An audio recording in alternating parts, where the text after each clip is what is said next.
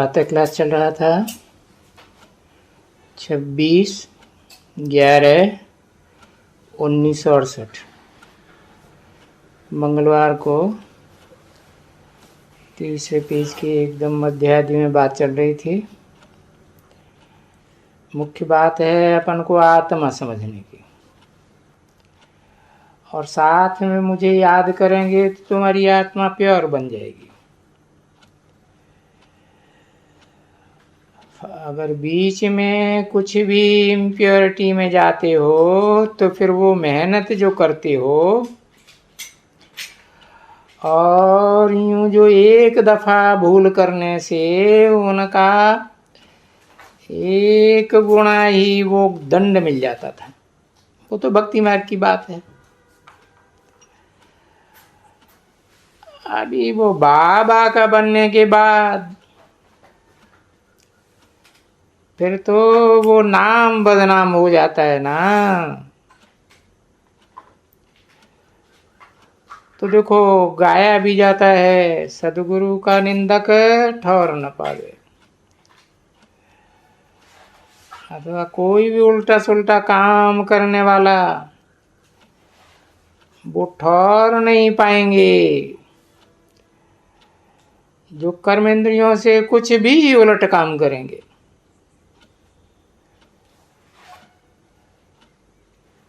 अब तो भक्ति मार्ग में साधु संत महात्मा ऐसे ही कह देते हैं, सदगुरु निंदक ठौर न पावे। उनके पास कौन सा ठौर है? अपना ही घर घाट छोड़ के आते हैं। ठौर की बात तो यहाँ की है जहाँ नंबरवार अनेक कुरियों के ब्राह्मण बनते हैं, सो देवता बनते हैं। तो ऊंच ते ऊंच कुरी के ब्राह्मण सो सूर्यवंशी देवता घराने में ठौर नहीं मिलेगा। अभी देखो कितनी अच्छी समझानी है कि अगर तुम मेरी मत पर नहीं चलेंगे और पवित्र नहीं रहेंगे तो और फिर आप पवित्र बन जाएंगे या कोई भी बात में, तो उसका दंड तो 100 गुना पड़ेगा। जैसे ये भी विवेक कहते हैं कि बरोबर हम जो भूल करते हैं वह हम याद नहीं कर सकते हैं तो इतना ऊंच पद नहीं पाएंगे।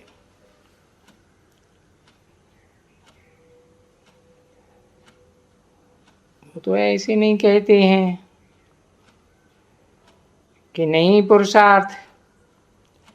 पुरुषार्थ के लिए टाइम लगता है। तो ये तुम बच्चों को टाइम मिला हुआ है और मैं आता ही हूँ, और उसके लिए टाइम भी पूरा कोई पूछते हैं तो उस टाइम की क्या साबिती है? तो तुमको साबिती भी दे सकते हैं। तुम भी दे सकते हो कि जिस तन के हम बच्चे कहते हैं ब्रह्मा कुमार कुमारियां, और वो ब्रह्मा कुमार कुमारियां भी तो मनुष्य हैं ना। और जिसके बच्चे हैं बाप के, प्रजापिता ब्रह्मा के, तो वो भी मनुष्य हैं। मनुष्य का नाम है और शिव बाबा का कोई मनुष्य का या देवता का नाम तो है नहीं। वो तो न मनुष्य बनता है न देवता बनता है,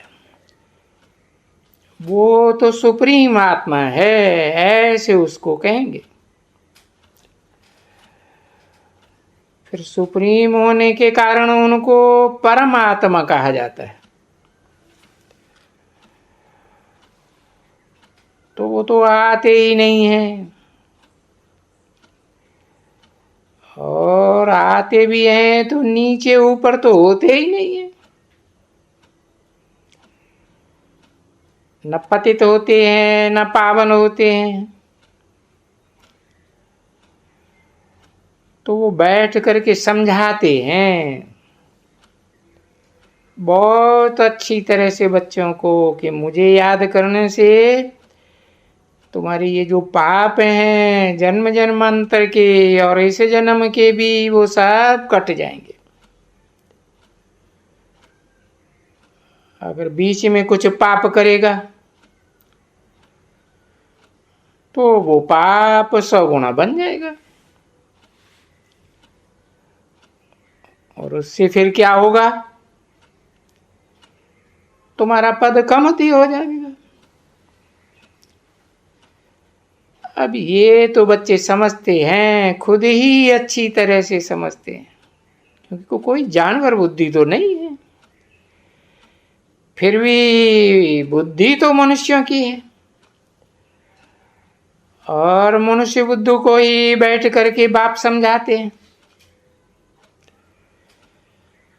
कोई जानवरों के लिए तो नहीं समझाते हैं कि तुम सतो प्रधान थे और अभी तुम तमो प्रधान बने हो,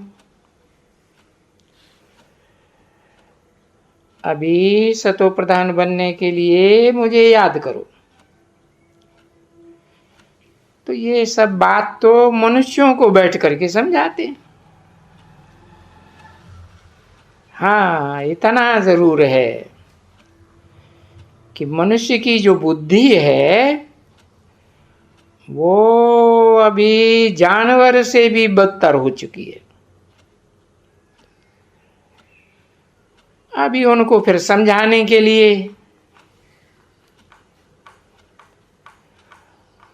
क्योंकि जानवरों को भी तो देते हैं ना, कहते हैं तुम गधे हो, तुम तो ऊंट हो, तुम मकाना हाथी हो, बंदर हो, तुम तो कुत्ते हो। ये सभी बहुत बच्चे हैं, उनमें चाहे साहूकार हो, गरीब हो, कोई भी हो, ये उनके मुख से ये गालियां निकलती जरूर है।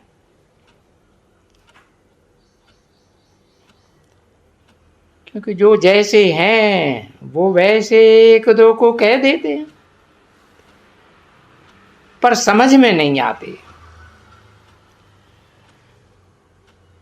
वो समझते हैं ये हंसी कुड़ी कोई कहते हैं, पर बाप आकर के समझाते हैं कि नहीं, लोग प्राय ऐसे ही हो गए हैं, बिल्कुल ही। कहाँ भी देखो इनकी लियाकत तो देखो, और मत्था टेकने वालों की और क्षमा मांगने वालों की,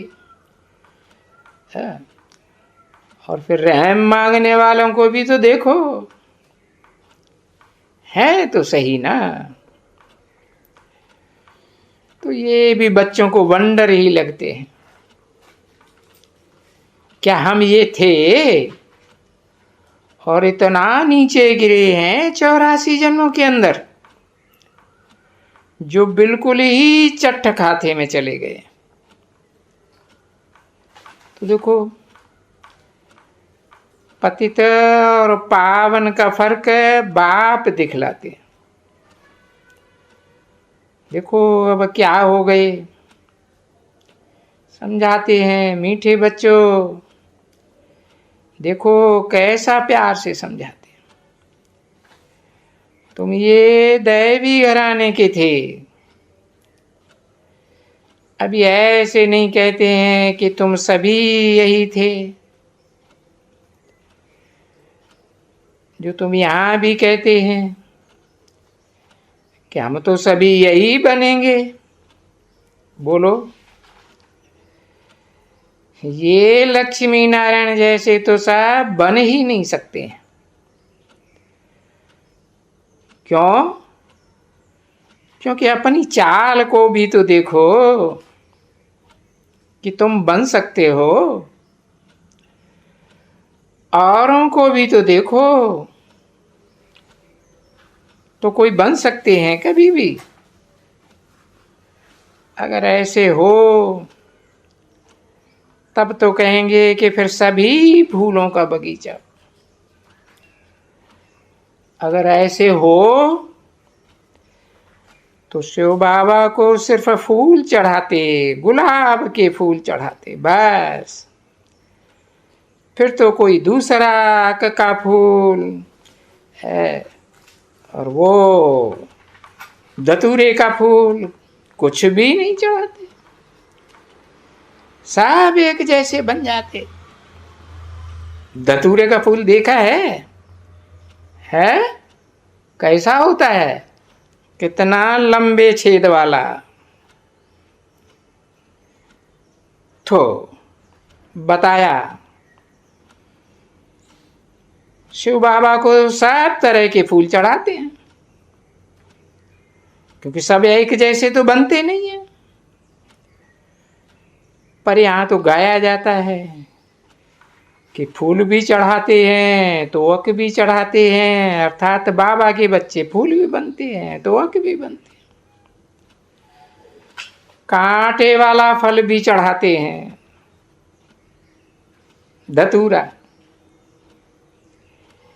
ये है वो पास और नापास की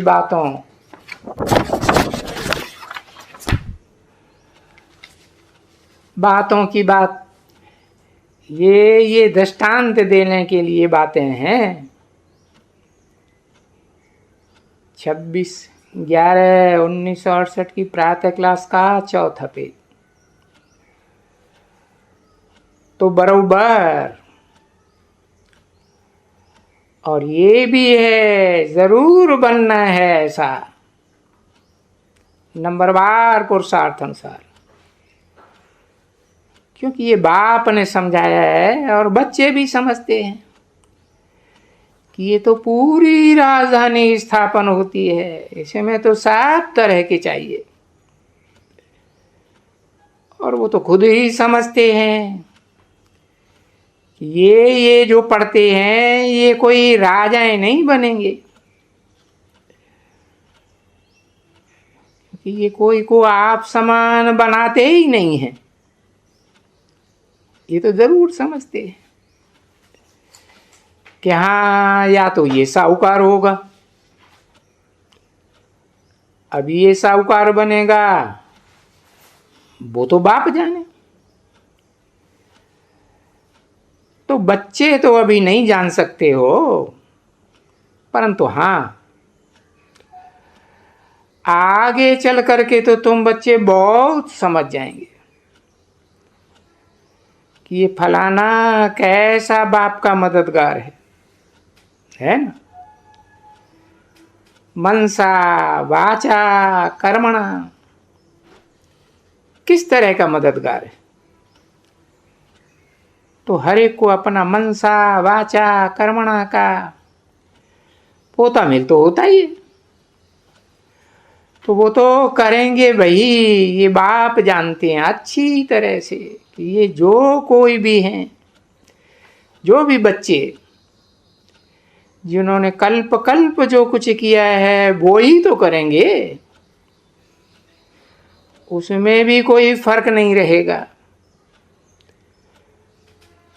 परंतु वो करेंगे जबकि फिर बाप कर बैठ करके सावधान और पॉइंट्स भी देते रहते हैं, भाई ऐसा ऐसा करने से और ऐसे ऐसे याद करने से। याद करना है और कुछ ट्रांसफर करना है ना बच्चे?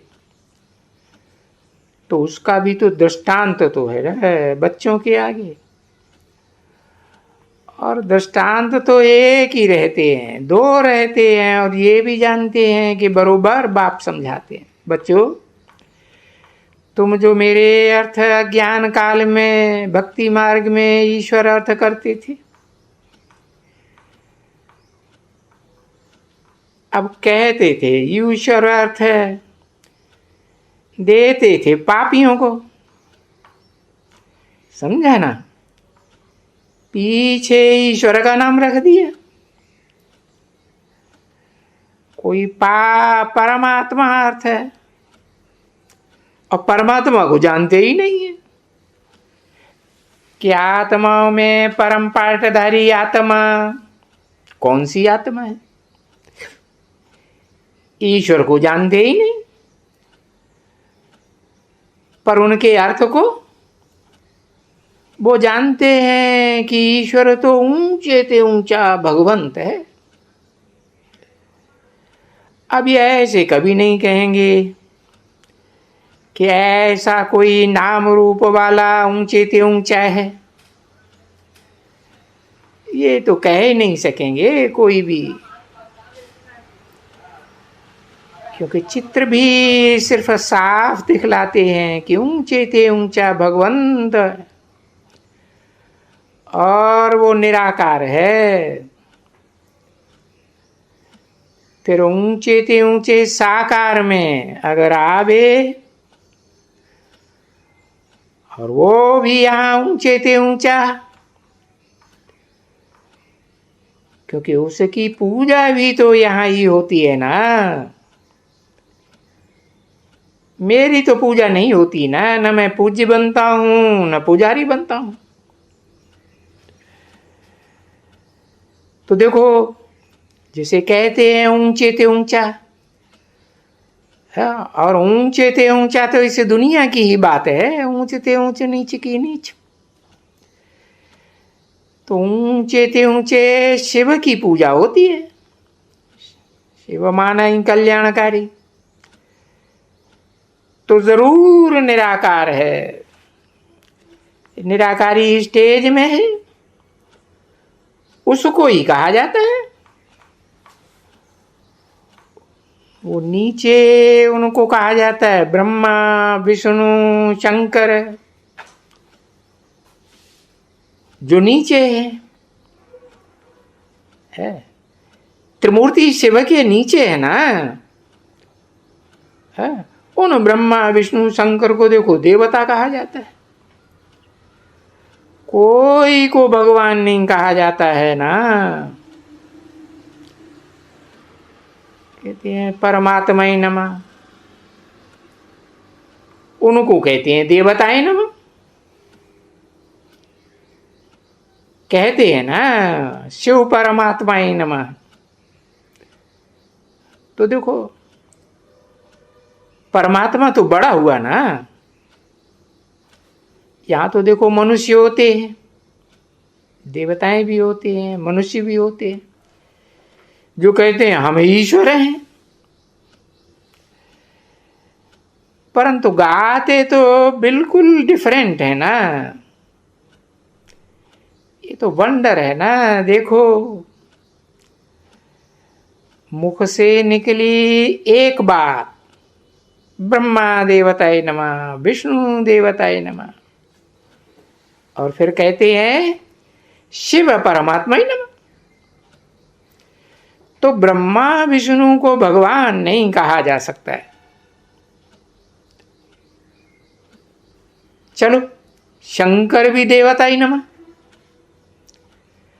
बाकी फिर शिव परमात्मा ही नमः, क्योंकि शिव तो निराकार का नाम है ना। तो देखो एक को जाके देखो, तब देवताओं को देवता कहा जाता है। तो मनुष्य लोक में मनुष्य को मनुष्य कहेगा, उनको फिर परमात्मा ही नमः कैसे कहेंगे मनुष्यों को, है। वो तो चंचल मन वाले मनुष्य है ना। अब सब एक दो को परमात्मा ही नमः थोड़े ही किया जाता है, वो तो सिर्फ एक की बात है। और सारा पुरुषार्थ के ऊपर मदार है। अगर कहें सर्वव्यापी है तो फिर एक दो को परमात्मा ही नमः कहे ना। ये तो अरे ये तो बिल्कुल है ही अज्ञान है, सर्वव्यापी का ज्ञान। ईश्वर को सर्वव्यापी समझना ये तो बिल्कुल ही पूरा ज्ञान। इसको इंसल्ट कहा जाता है और उसी को कहा जाता है ये जो गाया हुआ है, अंधेर नगरी चौपट्ट राजा, टके सिर भाजी टके सिर खाजा। तो राजाई भी तो रही है ना यहाँ है। तो राजाओं की भी बुद्धि में अभी भी वो राजाएं नहीं हैं, कल तो थे ना। तो उनकी बुद्धि में भी तो ये गाया हुआ है ना कि ईश्वर सर्वव्यापी है। अब ये बात उनकी बुद्धि में किसने डाला? ये मनुष्यों ने ही डाला। मनुष्यों ने कहाँ पढ़ा है? मनुष्यों ने गीता में पढ़ा हुआ है, गीता की टीका टिप्पणियों में पढ़ा हुआ है। वो कहते हैं सारी टिप्पणियों में ये लिखा हुआ है गीता में, और कोई वेदों ग्रंथों शास्त्रों की बात नहीं करते हैं। क्योंकि ये तो बच्चे भी जानते हैं कि सर्वशास्त्र में शिरोमणि श्रीमद् भगवत गीता है। तो भगवान की गीता, वो तो जरूर भगवान को याद करते हैं ना बच्चे, और उसी को पतित पावन कहते हैं। क्योंकि सभी को पावन बनाना ये तो भगवान का ही काम है ना। कोई जगत गुरु मनुष्य थोड़े ही कहते हैं है कि हम तुम पतितों को पावन देवता बनावेंगे। और ये गुरु तो खुद तो पावन होते हैं ना बच्चे। तो ये तो नहीं कहेंगे देवताओं के मिसल पावन होते हैं, कहेंगे ऐसे पावन तो कोई होते ही नहीं है। अभी सभी पतित हैं, और क्यों पतित हैं वो भी बता दिया। सब विष्ठा से पैदा होते हैं, मूत पलीति से पैदा होते हैं। उसको विष्ठा कहो मूत कहो, दोनों कहते हैं ना, भाड़ कहो, जो चाहिए सो कहो। सो भी तो यथार्थ बात है ना बच्चे। तो बाप फिर कहते हैं कि जब भी मेरे बनते हो, अमृत पीते हो, तो ये अमृत इसको कहा जाता है ना ज्ञान अमृत। मंथन करके अमृत निकाला जाता है। कोई कभी भी अंधश्रद्धा युक्त भक्ति को अमृत नहीं कहा जाता है, नहीं कहा जाता है ना। ज्ञान को समझ को अमृत कहा जाता है। तो फिर भक्ति को अमृत कहा जाता, ज्ञान तो नहीं कहा जाता, ज्ञान अमृत तो नहीं कहा जाता। ज्ञान तो नहीं हुआ ना। तो जब भक्ति है तो है ही सब भक्ति ही भक्ति। मनुष्य सब भक्ति में, और ज्ञान का सागर तो एक को ही कहा जाता है, और उनको ही पतित पावन कहा जाता है। सर्व का सदगति दाता, और सारे जगत का गुरु, सारी सृष्टि का गुरु। तो अभी तुम बच्चे जानते हो अच्छी तरह से कि बाबा क्या करते हैं। वो ये जो भी तत्व हैं, इन्हें जड़ तत्वों को भी पवित्र बनाते हैं। ये ड्रामा में पार्ट नुदा हुआ है, और जड़ तत्वों को भी पवित्र बनना है जरूर। जड़त्वमयी बुद्धियों को भी पवित्र बनना है जरूर। ये 5 तत्व देवताएं कहे जाते हैं ना, देवताएं तो चैतन्य ही होते, परंतु जड़ बुद्धि होते। तो निमित्त तो कोई चाहिए ना उन जड़ तत्वों का निमित्त। तो बाप निमित्त बनते हैं कि सर्व का सदगति दाता, सब तत्वों की सदगति। तो अभी ये समझावें कैसे? देखो कितने आते हैं। आगे जब आते थे इनॉग्रेशन करने के लिए, उद्घाटन करने के लिए, खोलने के लिए, तो उनको तारें दी जाती थी। वो पोप भी आते थे, तारें दी जाती थी। अभी जो उद्घाटन करते हैं उनको समझाने के लिए तारें की जाती हैं कि भाई इनको समझाओ कि होनहार विनाश के पहले अपने बाप का जन्म सिद्ध अधिकार ले लो। ओम शांति।